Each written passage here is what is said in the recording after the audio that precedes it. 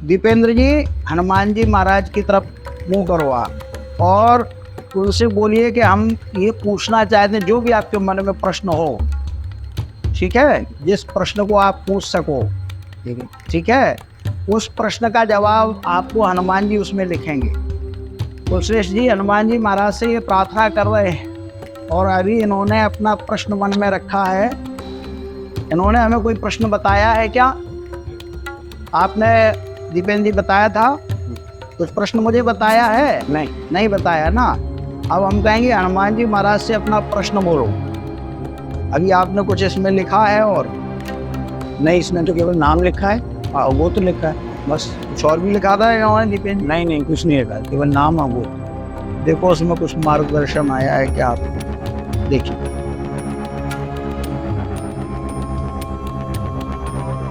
तो मित्रों, जब हमने कोरे कागज को खोल के देखा वो तो हमारी आंखें फटी की फटी रह गई, क्योंकि उसमें वाकई हमारे सवाल का उत्तर लिखा था।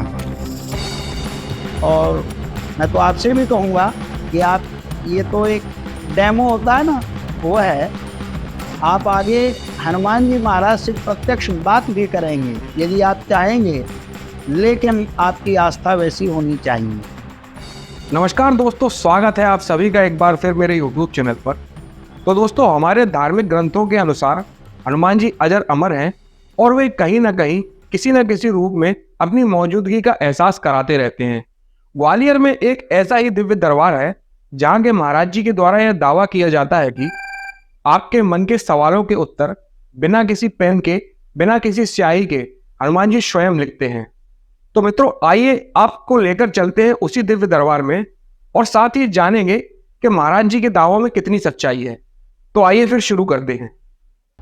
तो मित्रों, हम उस स्थान पर पहुंच चुके हैं जहां पर दिव्य दरबार लगता है और यह दिव्य दरबार ग्वालियर के टाटीपुर में कृष्णा बिहार कॉलोनी में लगता है। तो आइए फिर चलते हैं और लाइव आपको दिखाते हैं कैसा क्या स्थान है और किस प्रकार यहाँ पर हनुमान जी अर्जियाँ लिखते हैं।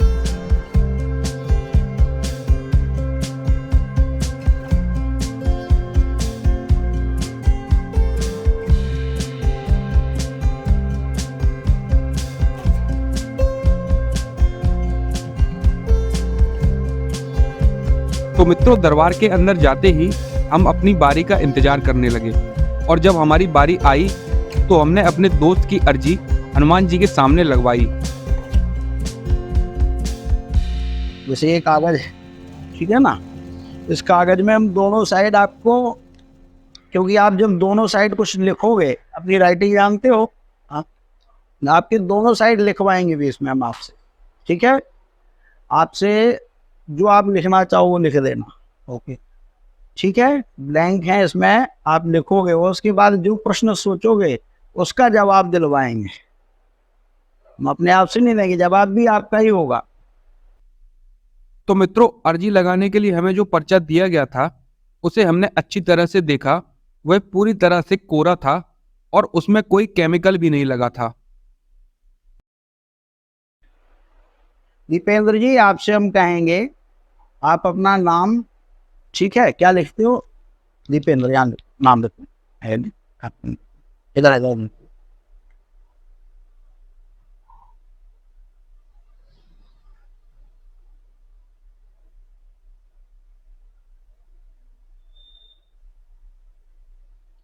दीपेंद्र जी ने अपना नाम लिखा है। अब हम आपसे ये कहेंगे, गोत्र आपका मालूम जानते हो? गोत्र समझते हो?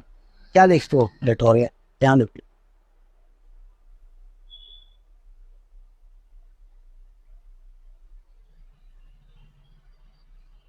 आपने क्या क्या लिखा है?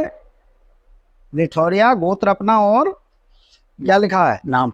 नाम क्या लिखा है? दीपेंद्र कुशवाहा। दीपेंद्र। इसके अलावा कुछ और लिखा है इसमें? नहीं लिखा है। इसको आप लीजिए। इसमें आपने जो लिखा है वो लिखा होना चाहिए। क्या होना चाहिए? वॉइस आ रही है आपके पास? दीपेंद्र जी, हनुमान जी महाराज की तरफ मुंह करो आप और उनसे बोलिए कि हम ये पूछना चाहते हैं जो भी आपके मन में प्रश्न हो। ठीक है, जिस प्रश्न को आप पूछ सको। ठीक है, ठीक है, उस प्रश्न का जवाब आपको हनुमान जी उसमें लिखेंगे। क्या करेंगे? इसमें लिखेंगे। हाँ, उधर करो मुंह अपना और सीताराम बोलिए 5 बार। बोलिए, क्वेश्चन मन में बोल मन में रखो और हनुमान जी से प्रार्थना करो, बोलो सीताराम के, बोलिए। जी। आपका क्या नाम है?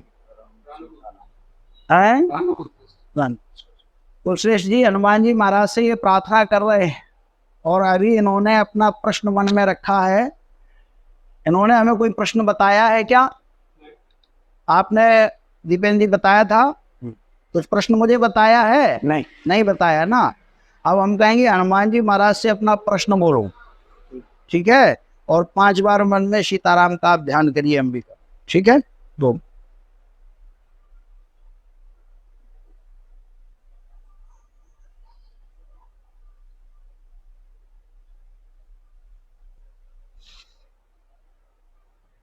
कलम आपको दिए मैंने, दीजिए कलम। आप क्या प्रश्न पूछना चाहोगे? अब अपना प्रश्न भी बोलिए। बोल देंगे हम। हाँ बोलिए, जो पूछना चाहते हैं बोलो। नानी नाना की एक संपत्ति है, तो वो कब तक मतलब फ्री होगी, कब तक बेचेगी? आपने अपने लिए कोई प्रश्न रखा है, वो पूछो, बोलो। पिक्चराइज कर सकते? क्यों नहीं, जो आप कर सकते हो वो मैं क्या कह रहा हूँ। नहीं, वो मैंने बताया कि वो संपत्ति वाली। ठीक है, आपने अपने लिए क्या पूछा है? हनुमान जी से ये पूछिए। अरे जी आपकी लगवा रहे हैं, ये कह रहे हैं आप अपने लिए कोई प्रश्न पूछना चाहते हो? स्वयं के लिए? हाँ। नानी नाना के लिए नहीं। नहीं, जो हनुमान जी के पास आया उसी को जवाब दिलवाए, ये इसलिए बोलो। जो आप इसमें पूछ सकते हो पूछो, जो भी आप अपने लिए जानना। नहीं, मेन तो संपत्ति वाला ही है, वो ज्यादा प्रॉब्लम दे रहा है। ठीक है, और कुछ आप अपने करियर को लेके क्या बोलिए? यूट्यूब में करियर कैसा रहेगा, मतलब अभी जो प्रयास कर रहे हैं जी, यूट्यूब में करियर कैसा रहेगा? अच्छा, ये डाल रहे हैं 1 साल हो गया। ठीक है। तो अभी क्या यूट्यूब का वर्क आप किसी का कर रहे हो या खुद का है? खुद का है। खुद का है।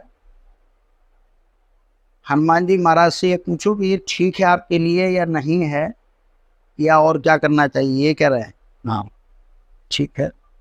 अभी आपने कुछ इसमें लिखा है? और नहीं, इसमें तो केवल नाम लिखा है और वो तो लिखा है बस। कुछ और भी लिखा था या दीपेंद्र? नहीं नहीं, कुछ नहीं लिखा है, केवल नाम और वो। देखो उसमें कुछ मार्गदर्शन आया है क्या आपको? देखिए,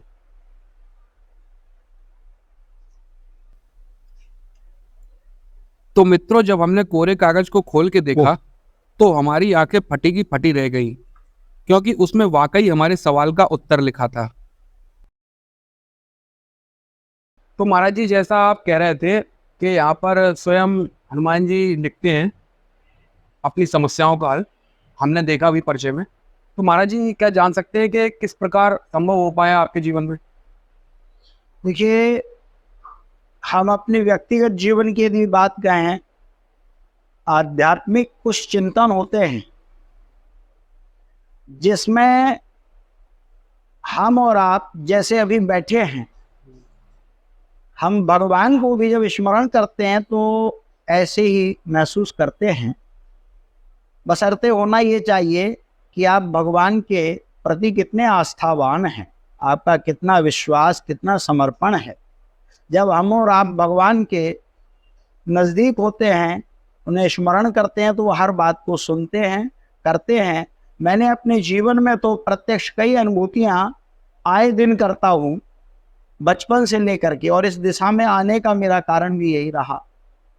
और भक्तों से भी कहता हूँ, यही नहीं, यहाँ आने वाले भक्तों ने कई प्रकार की हनुमान जी के पास आकर के प्रत्यक्ष ऐसी अनुभूतियाँ की हैं जो हम और आप बैठ कर के खाना पीना, रहना सोना, ये सब अनुभूतियाँ भक्तों को यहाँ महसूस हुई हैं। और मैं खुद किसी बात को कहूँ, मैं उसको श्रेष्ठ नहीं मानता। मैं तो ये कहता हूँ कि आपने भी जो अनुभूति की हो, आप उसी को रखिए। भक्तों से भी कहता हूँ, तो मैं अपने विषय में कुछ नहीं कह रहा हूँ ना हनुमान जी के, आपने हनुमान जी के विषय में आपने खुद ने क्या महसूस किया है यहाँ आकर के, उस बात को आप रखिए। और क्योंकि जब हम कहते ना, गूंगे को जैसे मिठाई खिला दी जाए, वो वर्णन नहीं कर पाता है। ऐसे ही भक्तों के साथ तो भगवान का अंतरंग संबंध होता है और होना भी चाहिए, तभी भगवान हमारे प्रत्यक्ष होते हैं। तो ऐसी अनुभूतियाँ यहाँ पर लोग करते हैं। और मैं तो आपसे भी कहूँगा कि आप, ये तो एक डेमो होता है ना, वो है, आप आगे हनुमान जी महाराज से प्रत्यक्ष बात भी करेंगे यदि आप चाहेंगे, लेकिन आपकी आस्था वैसी होनी चाहिए। उसके लिए आपको हनुमान जी महाराज से जोड़ने का एक प्रयास हमारा भक्तों का रहता है, और उनसे ये कहेंगे कि आप हनुमान जी महाराज को पकड़िए, आप अनुभूति करेंगे यदि आपकी सच्ची श्रद्धा है। तो महाराज जी, ये परमहंस पागलदास जी महाराज यानी समाधि वाले जी महाराज जी जो हैं, इनके बारे में थोड़ा सा बताइए, इनके जीवन के जी बारे जी में। हमारी जन्मभूमि ग्राम बरहा, जिला भिंड में है, जहाँ पर परमहंस पागलदास महाराज जी की समाधि है। और वहाँ पर ये जब आए ये किसी को नहीं पता। भारत स्वतंत्र होने के पहले हमारे यहाँ चौकियाँ थी अंग्रेज लोगों की। महाराज जी आए, आकर के गांव के बाहर एक कच्चा पहाड़ मिट्टी का जो होता है उसमें एक छोटी सी गुफा बना ली और वहाँ रहने लगे। लोग इनको पागल समझते थे। इनका जो पागलदास नाम पड़ा है वो भी इसीलिए पड़ा है, लोग इनको पागल समझते थे। और आकर के किसी ने कहा, महाराज हमारी, जो महाराज तो बोलते ही नहीं थे, आकर के बोला कि हमारी बैलगाड़ियाँ पहले होती थी। उन्होंने कहा फसल भरवा दो। महाराज जी वहाँ पहुँच गए। कोई भूखा आया तो वहाँ ना कोई रसोई है ना कोई कमरा है, बस छोटा सा एक जैसे मिट्टी का ढेर होता ना, उसमें बैठ जाए आदमी, इतनी सी जगह है। वहाँ आया तो उसने उन्हें थाली लेकर के परोस के उसको भोजन की दे दी, प्रसादी की दे दी। फिर लोगों ने देखा जबकि इनके यहाँ ना कोई चौका है, ना बर्तन है, ना कोई खान पान के संसाधन है। और महाराज जी का उन्होंने जब ये देखा तो हमारे पूर्वज लोग इनको, हमारे जो बड़ी है, वहाँ पर लेकर के आए, वहाँ रखा। वहाँ 24 घंटे बैठे रहते थे और पूरे गांव में जो बुलाने आता था उसके यहाँ पहुँचते थे। और वहाँ मंदिर पे 24 घंटे बैठे हैं। तब लोगों ने समझा ये तो सिद्ध संत हैं, इनसे हमें मजदूरी करवाना व्यर्थ है। तब इनको पागलदास महाराज के नाम से जाना गया। वही इन्होंने सशरीर जीवित समाधि ली, जो समाधि आज भी बनी हुई है। ये महाराज जी, जो काली विद्याएं होती हैं, हाँ पता करने की किसी के बारे में, हाँ कर्ण पिशाचिनी इत्यादि, हाँ तो ऐसा सुनने में आता है कि इनको करने के बाद पूजा पाठ नहीं कर सकते हैं, जी मतलब जो इनको धारण करे हुए हैं। जी जी और या फिर काली विद्याओं का जो जी। व्यक्ति उपयोग कर रहा है उसकी पहचान कैसे होती है? देखिए, आप जो कह रहे हो, हर किसी का एक दायरा होता है। मुझसे कुछ समय पहले भारतवर्ष में एक प्रश्न उठा था कुछ दरबारों के विषय में। धीरेन्द्र कृष्ण शास्त्री जी जो दरबार लगाते हैं, उनके विषय में कुछ लोगों ने कहा था कि ये क्या करते हैं, माइंड रीडर हैं। ये प्रश्न जब उठाया और ये कहा, कोई कहता था जो आप कह रहे हैं कि कर्ण पिशाचिनी की सिद्धि की है और उसके माध्यम से बताते हैं, तो मैंने उनसे कहा कि कर्ण पिशाचिनी लिख नहीं सकती, माइंड रीडर लिख नहीं सकता। आपके हाथ में कागज है, यदि हमारे हनुमान जी मुझे बता रहे हैं तो हमसे लिखवा रहे हैं, तो वो खुद भी लिख सकते हैं। इसी भाव से मैंने कुछ भक्तों को एक कोरा कागज, वहाँ कई सारे भक्त थे, उनसे कहा जो प्रश्न पूछना चाहते आज मैं कलम नहीं उठाऊंगा, और यदि हमारे हनुमान जी महाराज हैं तो वो मुझे बताएंगे तो आप लोगों को भी बता सकते हैं। और जब उन्होंने हनुमान जी का ध्यान किया, राम जी का, और जब कागज में देखा तो उनके प्रश्न निकले। तो निश्चित ही हमारे यहाँ आध्यात्मिक शक्तियाँ सर्वोपरि रही हैं। बाकी जितनी भी तंत्र की विधाएं हैं उनका एक सीमित दायरा है। हमारे हनुमान जी का कोई सीमित दायरा नहीं है। वो भक्त के बुलाने पर जहाँ भी भक्त बुलाता है वहाँ पहुँचते हैं, बशर्ते उनकी भक्ति होना चाहिए। इनकी पहचान कैसे होगी? मान के चलिए कोई काली विद्या की साधना कर रहा है तो उसकी पहचान कैसे करेंगे? बिल्कुल ठीक बात। उसके लिए देखिए, जब कोई कहे कि डॉक्टर रोग कैसे जानता है, उसके लिए आपको डॉक्टरी पढ़नी पड़ेगी, ठीक है ना। यदि हम किसी से कहें कि नहीं केवल खांसी आ रही है, उसका कारण ये है या फीवर आ रहा है, अभी आपने देखा हो जैसे कि डॉक्टर भी खोजते रहे, कोविड काल में भी फीवर आता था बॉडी में, लेकिन वो ये पता नहीं कर पाए कि ये क्या है। तो जो विषय विशेषज्ञ होते हैं वो उस चीज को खोज लेते हैं और फिर अंततः उसको खोजा कि ये वायरस जो है कोरोना है। तो ऐसे ही हर चीज की विधा है, उस विधा को जो जानना चाहते हैं वो उसका अध्ययन करें, स्वयं गुरु के मार्गदर्शन में निश्चित उसको जान जाएंगे। ये महाराज जी दरबार के बारे में भूत भविष्य वर्तमान जान लिया, हाँ। लेकिन समस्या को निराकरण कैसे होगा आपके यहाँ? बहुत अच्छी बात। अभी मैं इस बात को, पिछला जो हमारा दरबार था वो दरबार, जैसे आपने भी कहा कि कोई किसी विद्या को जानता है, आईवा और फ्यूचर पॉइंट के नाम से भारतवर्ष में ये संस्था बहुत सारे ज्योतिषी, तंत्र के विषय विशेषज्ञ, साइंटिस्ट, इनको एकत्रित करते हैं प्रतिवर्ष। दीक्षांत समारोह अभी जयपुर में था, वहाँ पर भी यही प्रश्न हमने रखा था कि ज्योतिष के जो विद्वान हैं, या यूं कहें कि ज्योतिष ग्रंथों को लिखने वाले जो ऋषि हुए हैं, उन्होंने भी उस कर्म को भोगा है जो उनके प्रारब्ध में था। तो कर्म को कोई नहीं बदल सकता है, केवल ये है कि जैसे ज्योतिष क्या करता है, नेत्रों का कार्य। जैसे हमारा ये शरीर है, हमें नेत्रों से दिख रहा है कि आप पत्रकार हैं, मीडिया के हैं, ये बैठे भैया ये बिजनेसमैन हैं, ये नौकरी वाले हैं, ये खेल वाले हैं, आदि आदि विभाग हैं। हमें ये परिचय करा दिया गया कि ये भैया पत्रकार हैं, लेकिन वास्तव में क्या आप अकेले पत्रकार हो? नहीं ना। आपके घर में जब आप जाओगे तो किसी के पुत्र होंगे, किसी के पिता होंगे, वो भी आपके अभिनय हैं। ऐसे ही हमारे जीवन में जो हम जीवन को व्यतीत करते हैं, बहुत सारे पड़ाव होते हैं। हमारे ऋषि मुनियों ने, हमारे हनुमान जी महाराज ने, रामचंद्र जी ने भी अपने गृहस्थ आश्रम में, भगवान राम ने एक श्रेष्ठ नर लीला की है।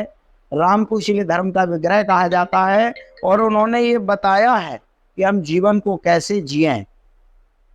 हर किसी को सुख दुख भोगना पड़ता है। जब हम भगवान की शरण में आ जाते हैं तो दर्द तो होगा, चोट तो लगेगी, लेकिन हमें दर्द नहीं होगा। समझ रहे? हमारे परमात्मा ये करते हैं, लेकिन कर्म को तो भोगना पड़ता है और भोगा है। जी महाराज जी, आपके जी जीवन में कोई हनुमान जी से जुड़ा दिव्य अनुभव, कोई एक अनुभव के बारे में बताएंगे थोड़ा? हमारे जीवन में मेरे जन्म से ही लेकर के और अभी तक नित्य नई नई अनुभूतियां हमसे कई लोग बोलते हैं, अजब मैं कभी भी अकेला नहीं रहा। ये अनुभूति, जैसे हम आप बैठे, हमसे किसी भक्त ने कहा कि महाराज आपको, हम साधनात्मक समय ज़्यादा निकालते थे पहले, अब उतना नहीं निकाल पाते हैं। बोले आप अकेले इतने समय तक कैसे रह लेते हैं कहीं भी? हमने कहा मैं अकेला होता ही नहीं हूँ, जब आप लोगों के साथ बैठा हूँ तो भी अकेले नहीं है, और जब एकांत में हो जाते हैं तब भी हमने कभी अकेलापन महसूस नहीं किया। कहने का भाव हमारा समझ गए होंगे।